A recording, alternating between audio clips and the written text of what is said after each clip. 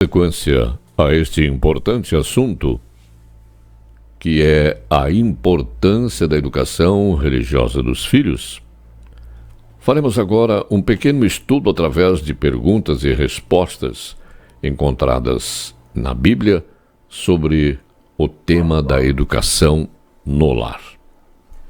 Primeiro, segundo a palavra de Deus, como os pais são instruídos a educar os filhos?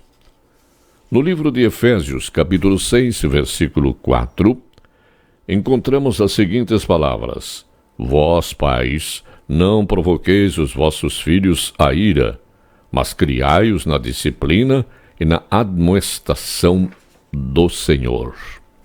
Segunda pergunta: com que empenho os pais devem ensinar aos filhos a palavra de Deus? Vamos ao livro de Deuteronômio, capítulo 6, versículos 6 e 7, que nos dizem: Estas palavras que hoje te ordeno estarão no teu coração. Tu as inculcarás a teus filhos, e delas farás assentado em tua casa, e andando pelo caminho, e ao deitar-te e ao levantar-te. Isso está em Deuteronômio, capítulo 6, versículos 6 e 7. A terceira pergunta: que valor tem a devida instrução ministrada na infância? A resposta está no livro de Provérbios, capítulo 22, versículo 6, que diz: Ensina a criança no caminho em que deve andar, e ainda quando for velho, não se desviará dele. Quarta pergunta: quais são alguns dos bons frutos da devida educação dos filhos?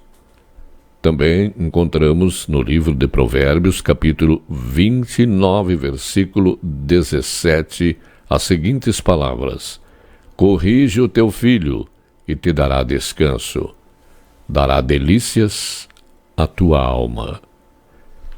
Pergunta número 5. Como nossos filhos devem ser ensinados?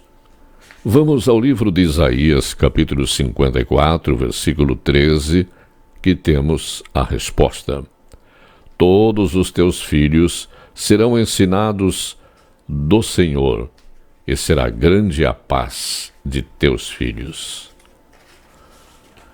Pergunta número 6. O que acontecerá se a criança não for instruída devidamente? No livro de Provérbios, capítulo 29 e 15, está a resposta que diz: A criança entregue a si mesma vem a envergonhar a sua mãe. Uma resposta interessante. A criança entregue a si mesmo vem a envergonhar a sua mãe. Sétima pergunta: contra que mal os pais se devem guardar? No livro de Colossenses, capítulo 3, versículo 21, encontramos esta passagem: Pais, não irriteis os vossos filhos, para que não fiquem desanimados. Portanto, a correção nunca deve ser aplicada com zanga, com ira, pois esta atitude, por parte dos pais, incita o mesmo sentimento nos filhos. É bom orar com a criança antes de corrigi-la, e muitas vezes uma branda mas fiel instrução é tudo quanto é necessário para corrigir. É, na verdade, a melhor educação que se possa ministrar. Melhor é, em geral, que a correção seja feita em particular, pois isto tende a conservar a própria dignidade da criança, elemento muito importante na formação do caráter. Nenhuma disciplina nem ensino deve ser ministrado com violência ou maltrato, ou com o intuito de quebrar a vontade da criança, mas antes para dirigir a sua vontade, levá-la à devida submissão e ao verdadeiro senso do que é direito e é dever. Oitava pergunta: Que pergunta terá que enfrentar todo pai infiel na educação dos filhos? Onde está o rebanho que te foi confiado, o teu lindo rebanho? Estas palavras encontramos em Jeremias capítulo 13, versículo 20. Vamos repetir. Onde está o rebanho que te foi confiado, o teu lindo rebanho? Isso referindo-se aos filhos. Felizes os pais que puderem dizer: eis-me aqui com os filhos que me deu o Senhor. Essa é uma passagem de Isaías, capítulo 8, versículo 18. Vamos repetir. Felizes os pais que puderem dizer: eis-me aqui com os filhos que me deu o Senhor.